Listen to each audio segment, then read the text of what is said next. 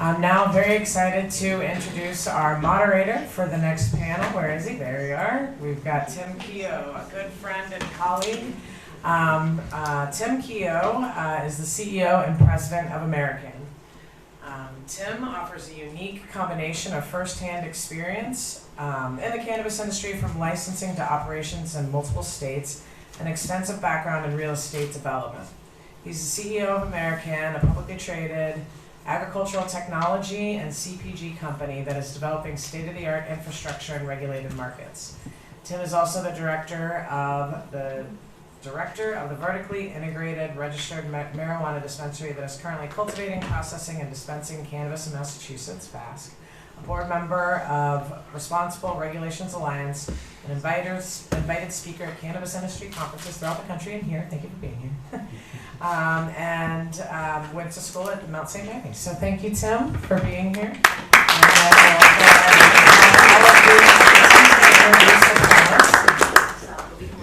Alright, okay. So Asia Atwood, CEO of Trella, thank you and congratulations. I hope you can tell us about yours.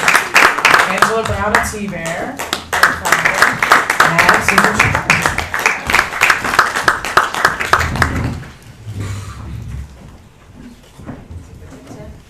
All right, thank you. Thank you, Marion. Thank you, C3RN, Joint Venture, Stephen, UMass Dartmouth, the whole gang, the panel here, which will kind of do a quick run through, quick backgrounds, what brought you here, and then we'll jump into some questions and do some Q&A and have some fun. I'll get started. My name is Asia Atwood. I'm a medical cannabis patient first, advocate, and engineer and an entrepreneur. And got into this industry first through trying to figure out where do I as an engineer belong. I didn't feel the pull to be a cultivator. I agree with the many hurdles that people are currently facing in regards to trying to get a license, and just thought that doesn't seem to be the best path for me as an engineer. What can I do? How can I help? And kind of created a device that will train tall plants to grow in short, small spaces. But that was a problem that I was solving for myself as a grower in my own basement. I had plants that were running into the lights, so I traveled a lot. I was managing a group of engineers from DC all the way up to Maine, and just couldn't be there every day. So I like automation.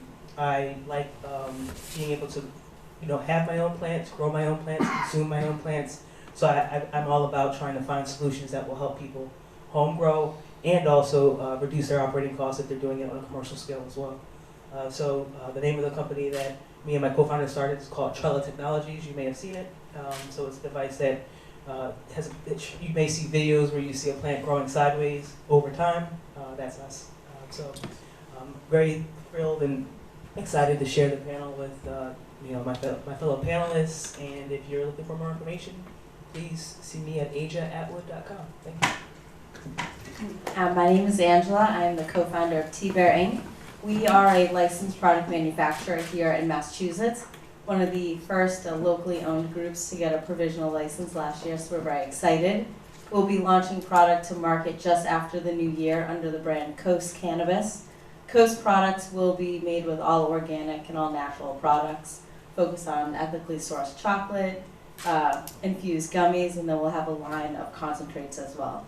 So we're very focused on elevating the cannabis products that can be out there and that the consumers of Massachusetts deserve. I think you know enough. But I just want to take a minute to talk about Pasha, the company that I'm with, because Pasha was one of the very first Prohibition era brand houses that basically got small farmers to market.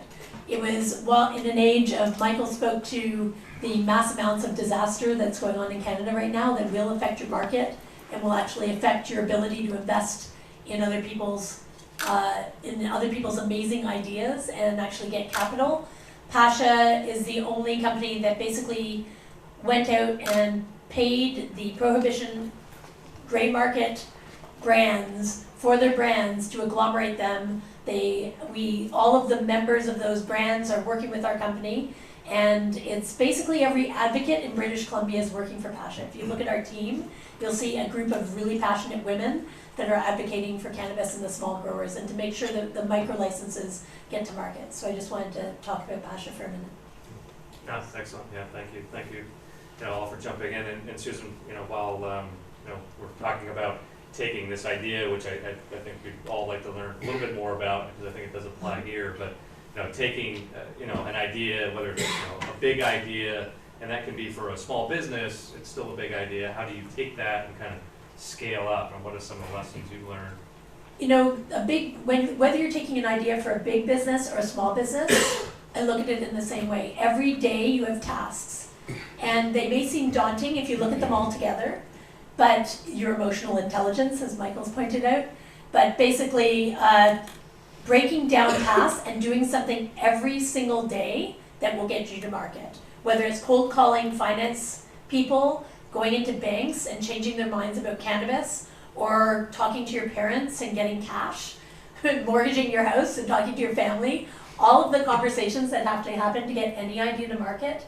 And you may find out along the way that failure is a massive part of being an entrepreneur, and being able to get past failure and still move on. I love what Stefan said basically about having a mission. It's your mission to get your idea to market. Your idea might be crap. If your idea is crap, you'll find out. It doesn't mean that you don't have more ideas, but being able to take an idea and ideate it to an action and to an actual marketplace is a massive path. And you're gonna fail, and you're gonna have really crappy days, and you're gonna feel bad about yourself. You're gonna fight with your partners. You're gonna fight with your friends. People are gonna tell you your idea is crap, and it's gonna be really unpleasant. Our tax rate doubled for my not-for-profit in one day. The council changed our zoning, and in one fell swoop, in one election, you can lose all the zoning and legislation for your business. So if you think you're secure because he's got 2.5 years for term, it's the next person that gets in may hate cannabis and may say no more Cannabis Control Commission, no more cannabis. So you have to vote. People in cannabis are not used to putting their name on the ballot. You have to get out there and advocate at local level, advocate at the state level, and advocate at the federal level, because it will be a disaster if you have another 4 years of prohibition in federal politics. Yeah, no, I think that's great. We always talk about trying to get to know quickly. Right?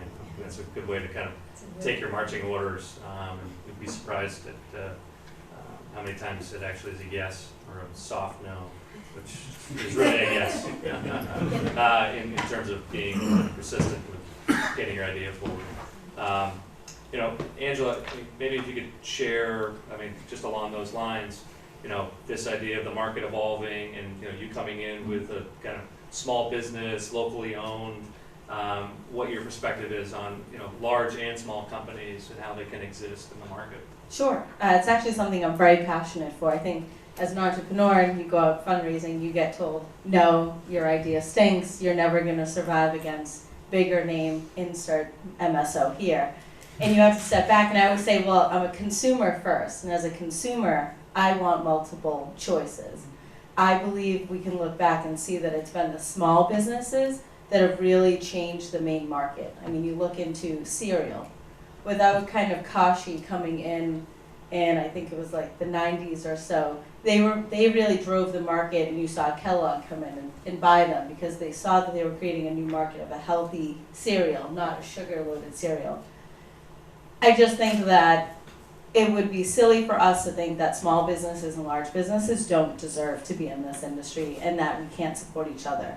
When you have large cultivations going in, they depend on the retailers and processors like us to buy their material from them. Same with the retailers. They're going to depend on product manufacturers and cultivators to supply them with product. So we need the big groups, we need the small groups, we need to be inclusive and create variety. Because if we let the market start from day one, being only a few get to decide what the market gets, that's not why cannabis is being legalized across the United States. So that's really where I see the fight started at the ground level. There's no way that we can make it that the ground level can't be part of the end industry.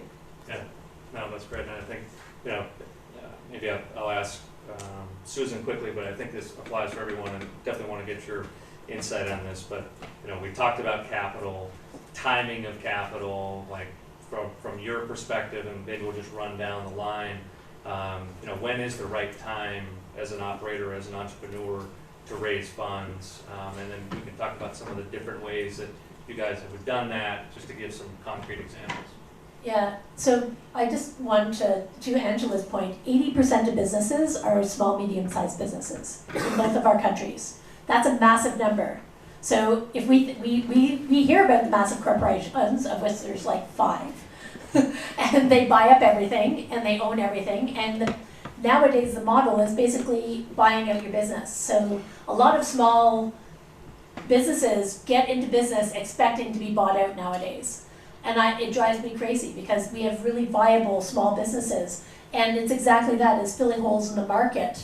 It's noticing a problem and knowing that you have the answer to the problem, and then getting funding and bootstrapping your way up with financing to be able to get to market. So you don't have to be massive right away. You don't have to buy a massive factory. You can start one of our smaller businesses, or Dragon Organics. She started making bath bombs in the back of her VW van, and then scaled up, and she ended up getting a house and then moving into her garage, and now she's been bought out by a major company. So because of her data collection, it's not just about the product, it's about your data, it's about having good resources. And that funding, you don't need, I appreciate 1.7 million, but we have growers getting into market for $500,000. We have Delta 9 making pods for growers that you can drop in if you have property. It's about your zoning and more than your funding. And having the property to be able to do, if you have a large lot, you can fit a microgrow on your lot. And the majority of small growers have been doing it on their small lots. So instead of saying, go out and finance $1.7 million so that you can get into the market, sign up for your license and then lobby your local government for, say, I always say plus 4 acres and you can have a grow. And plus 4 acres already has a grow. And their neighbors probably don't know because the smell is controlled because it's an indoor, and it's been illegal, so they didn't want anybody to know. And the only way that you know is there's 3-phase power coming from somewhere into their grow.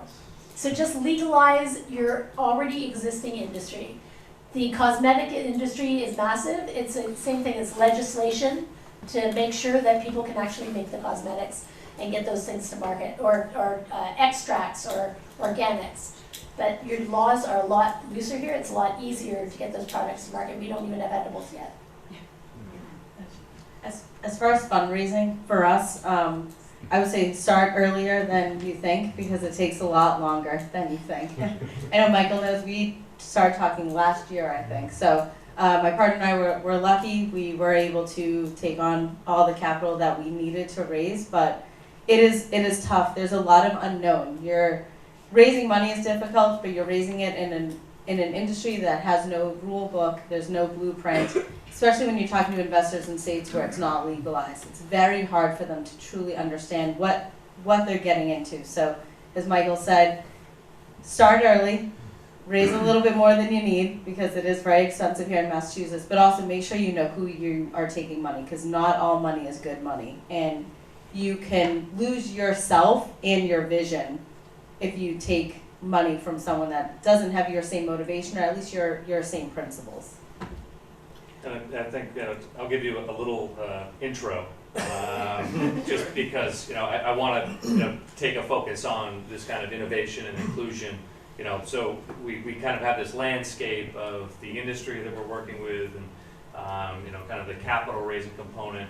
Now, Aisha took a crowdfunding source or approach to raising funding. And I want to talk about that as a way to possibly find other ways to be inclusive in terms of accessing capital, and what were your motivations to take that path versus some of the other avenues? Yeah, I think, when me and my founder first got together to start this company, it wasn't our first startup. We've been through the ringer before, and we've seen what it takes to try to raise money. And we've also seen how some people will wind up spending more time trying to raise money than trying to learn their product, trying to learn their market, and trying to figure out what's their why. And no one's ever designed a system that's trained a tall plant to grow sideways. So we knew that we were going to have to really do a lot of work to show this to people, to have them actually believe in us, to the point where they would like to actually invest. So for us, it was mainly about leverage, getting to those conversations with something that we felt confident about, and knowing that we had some true value when we get to that step. So in order to do that, luckily we were in a position where we could bootstrap ourselves for the first about year and a half. And we put our own, savings and our own money into it. Unfortunately, not a lot of people have that. And then once we got to that stage, we decided, let's get our family and friends involved, and also try to figure out a way to get the community involved. One of the things that's kind of disconcerting, as in America, you need to, prior to 2016, you needed to be an accredited investor to actually invest in a company. But due to the Jobs Act, which President Obama signed in 2012, they allowed this new thing called regulation crowdfunding, which they wouldn't allow to start until 2016. So regulation crowdfunding is very new.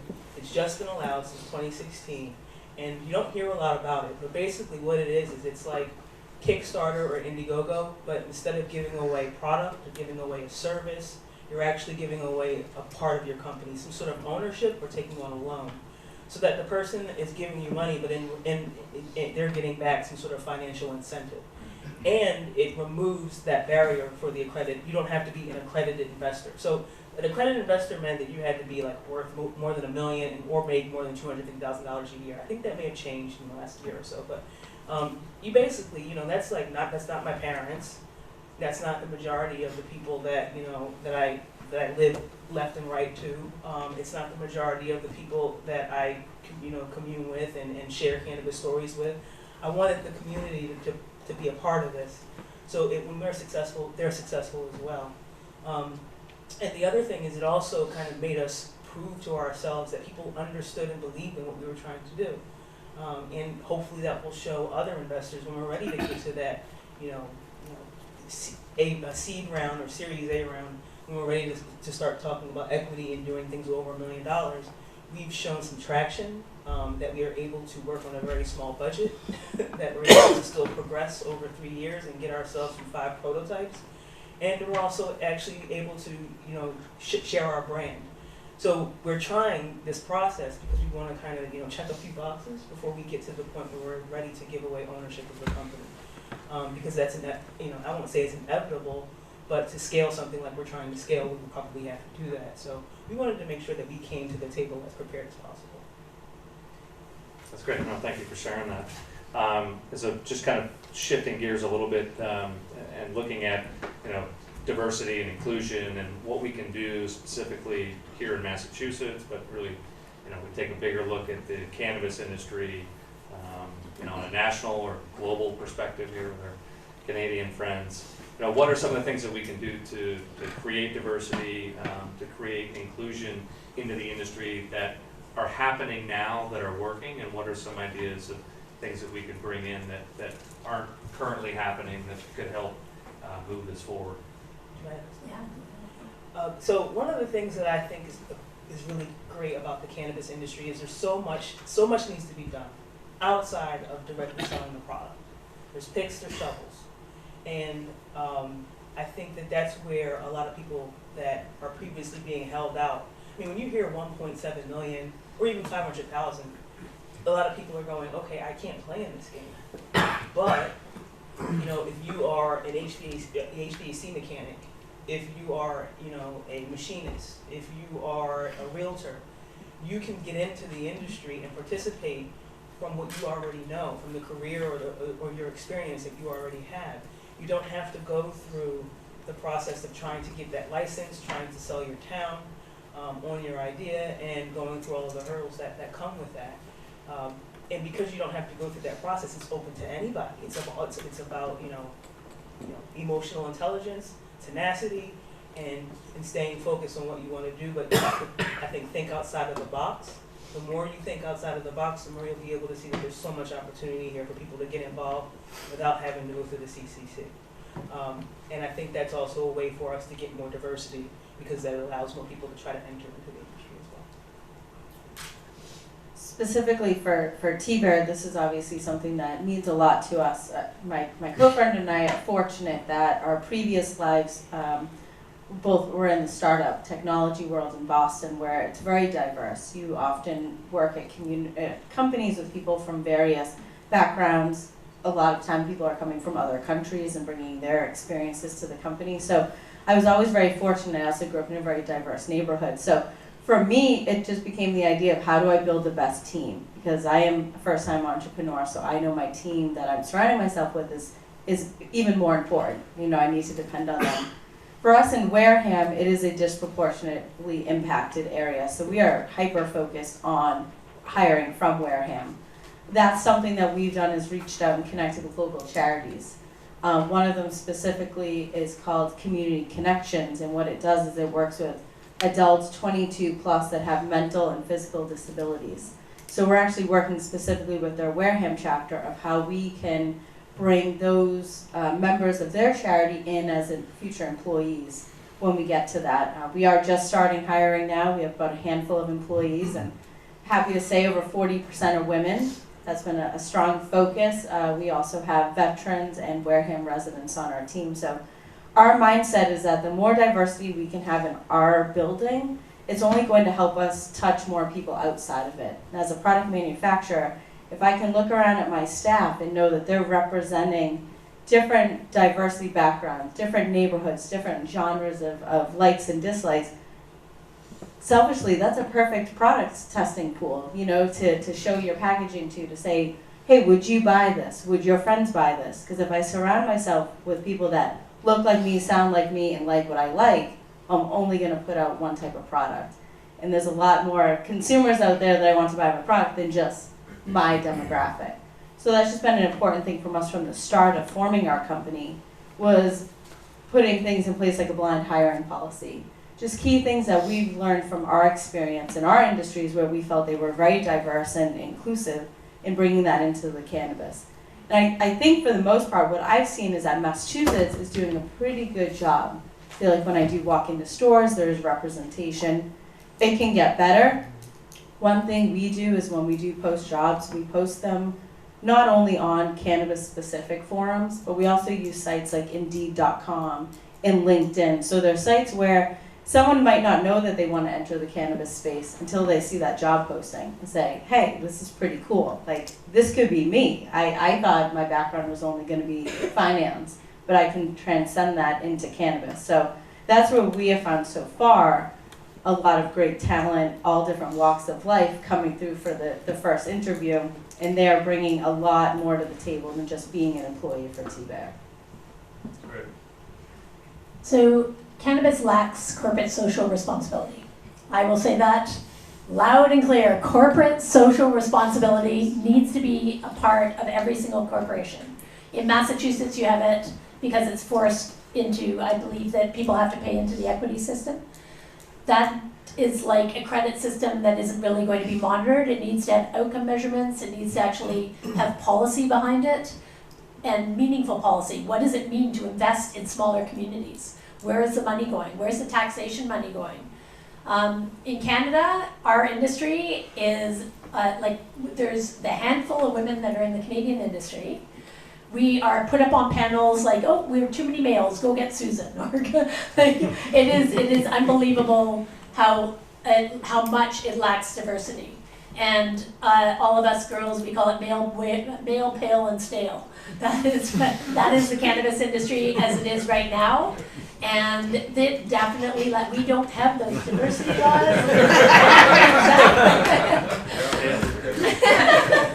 But it's a place for innovation.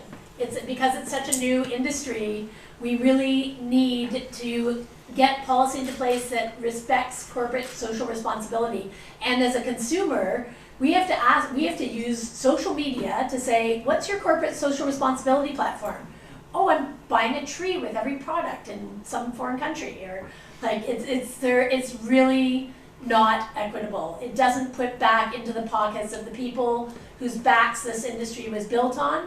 And I can tell you, when I got into my industry, they were all so happy about having a female, mostly female C-suite. When I went out into the field, it was all male growers, and growing is a task.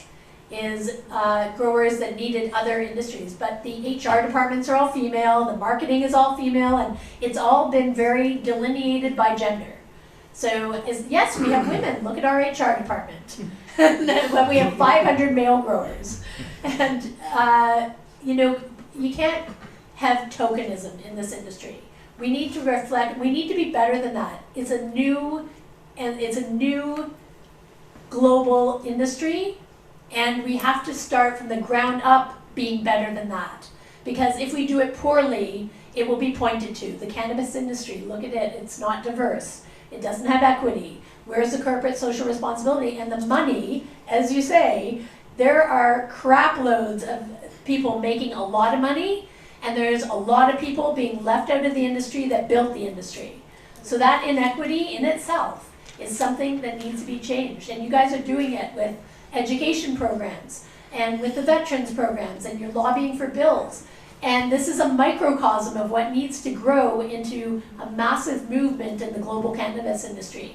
People are going to be legalizing, and corporations are going to be predatory, and as those corporations earn their dollars, we have to hold them to account and say, every corporation needs to show corporate social responsibility that is visible to their consumers, where the consumers purchase their products because of their corporate social responsibility. Oh, that's great. I think we'll do some questions. Yeah. Any questions for our esteemed panel here? You guys got it all going on. Good. We got one right here. So going from, this question's for Susan. So going from a kind of gray market to a regulated market, where do you see people differentiate themselves in regards to the kind of product they're offering? Obviously, you're always going to have craft cannabis, but from the looks of it in Massachusetts and what's happening on the West Coast, things are starting to go towards kind of like a consumer packaged goods product. And as a craft cannabis grower, you can only grow so much craft cannabis before you have to compete with consumer packaged goods. So from your experience, how have you seen that? Co-ops. The growers can form their own co-ops and associations, and even though you're in different locations, you can share resources. All industries have done this, and if craft beer has associations where you can use, pay into a marketing pool and be marketed as a group, and share land resources. There's a lot of different places where people are opening up basically campuses for craft growers, where each grower maintains their brand and can maintain their autonomy, but they share land resources, they share taxation, they share all the models. It's a great question, and thank you for being a craft grower. And I was wondering. yeah, it is. It's a tough haul, because coming out of craft, you don't have the resources and the land and everything else. And is the canopy limited for micro license? Yes. What is the canopy? For It's 5,000 square feet, and then a craft grow or a co-op can have up to 100,000 square feet. Wow. So I guess that would be a great question. Like, in your definition, is there a size of grow that's considered craft? Is there, what is craft? We don't define craft. Everybody's using the word, we're British Columbia, right? BC Bud. Everybody is using the brand of BC Bud, which was actually a beer. And that BC Bud brand, everybody, all the LPs are saying craft, so it is hard to differentiate. And it is, so we look at micro licenses, which is 200 square meters of canopy and of grow, but your space has to be basically, you need 10,000 square feet to open a micro license because of all the Health Canada requirements. You have to have a pre-existing building that is already completely built out with everything, all the Health Canada standards already implemented, and then you have to do video, log of basically the entire building, your security, everything has to be in place, you have to pre-invest, and then you don't even know if you're gonna get a license. And if you have any criminal history at all, if you know, we have a grower right now that's suing the government because he went to a bike race and it happened to be Hell's Angels. He wasn't associated, but the police walked in and took everybody's names, and now he can't get a license. So we don't have the same amnesty if you relating for the gray industry, because the entire regulation industry was made to get rid of Hell's Angels and to get rid of the criminal element. So when you have the regulations based on getting rid of the criminal element, if you were associated with the criminal element, you can't get a license, which is criminal, because smoking cannabis was against the law and it makes you a criminal. We haven't had expungement. We talk about it. It hasn't been done, and that expungement is another fight we have to go through, because all our growers have criminal records. All of them, every single one of our micro growers has diverted product out of their ACMPR license or had their grows raided. And even if you've been raided, it's really difficult to get a license, because now you have to put on the form that you've got a criminal record. So that, and you guys had policy that says, oh, come on in, if you have a criminal record, come on in. I think that's amazing. That is very progressive.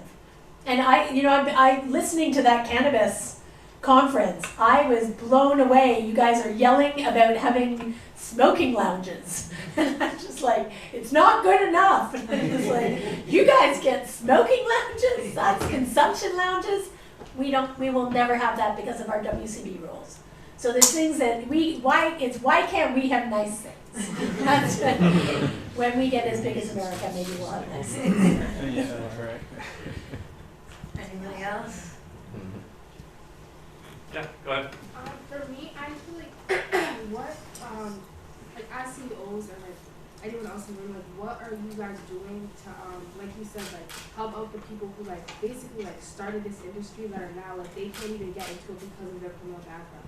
Because I feel like it's fair to say that like without like all the people that are like behind bars for pushing and like selling all these other things, there would be no industry now. So I feel like what are you guys doing to give back and help out those people in terms of like reform or like any movement to like basically give back to the people that you're profiting off of? We're paying for their licenses. We're getting them into the industry. Pacha Friends has been very philanthropic. We charge them to basically get in because they need to have some buy-in, and then we have a contract with them and they get their money back their first crop. So that's what we're doing because otherwise if we can't help them get in, then they'll never get in. I'm not sure what. So we have an address in AmeriCann industry. In Massachusetts, as mentioned, we do have laws that actually state if you do have a marijuana conviction, that is not something that will hold you back. So we're very fortunate because that doesn't exist in many states, and it's quite crazy to think if you have a charge for marijuana, you can't come into the regulated industry. Thankfully, Massachusetts got that one right. But I will say, as a company, it still is challenging because often, though, people don't just have a marijuana charge. Often there's something else that got tacked onto that, right, to create a harsher sentence when they got pulled over or whatever it was. We know how we got here. So that, as us, has been challenging because it's that extra one that's keeping them out. As far as expungement, again, in Massachusetts, we have some great groups, MRCC, that go out and actually are holding record sealing and expungement courses and letting you come out if you are affected or you have a family member. You can go and you really can get your record sealed, and it takes not too long. It's a little bit of time. You don't always need a lawyer. I just recommend for anyone that has something that's going to hold them back, like it's on their record, come forward, reach out to brands or reach out to companies in Massachusetts, because we will help you. We'll set you up with how to get that, cleared on your record or sealed on your record so you can go through the background check. Because it shouldn't keep you out of the industry that is only here because of you. So as a brand, we're only one group and we're trying to do our part, but I think it's safe to say that most groups in Massachusetts feel that same way and are not looking at someone who had a marijuana charge as a negative. You see it as a positive because they know and they understand the plant and they respect the plant, and that's what we do too. And I guess I'll add to that I think it's every company's responsibility to become an advocate first, to start with advocacy. So when I mentioned before, when I first got into the industry, one of the first things I did was started speaking at town halls, calling my state senator, my reps, and putting my face out there and showing them that, you know, there's a lot of opportunity there and that there needs to be a lot of change for the damage that's been done in the past. So we've been, Trella Technologies, a huge supporter of MRCC for about the last, like since they started. The minute they opened their Patreon page, I was like, I'm in. Because they spend so much time doing what I can't do. Like they're there when I can't be there. They're their eyes, they're their ears, and they do a lot of advocacy that I'm not able to do because I'm focused on my company. So I think it's incredibly important that companies support other advocacy groups and help fuel them. So the money that comes to Trella will flow through Trella and flow into the advocacy groups so that we can keep this industry moving in the right direction. Oh, great. So I think we're also getting the hook. Thank you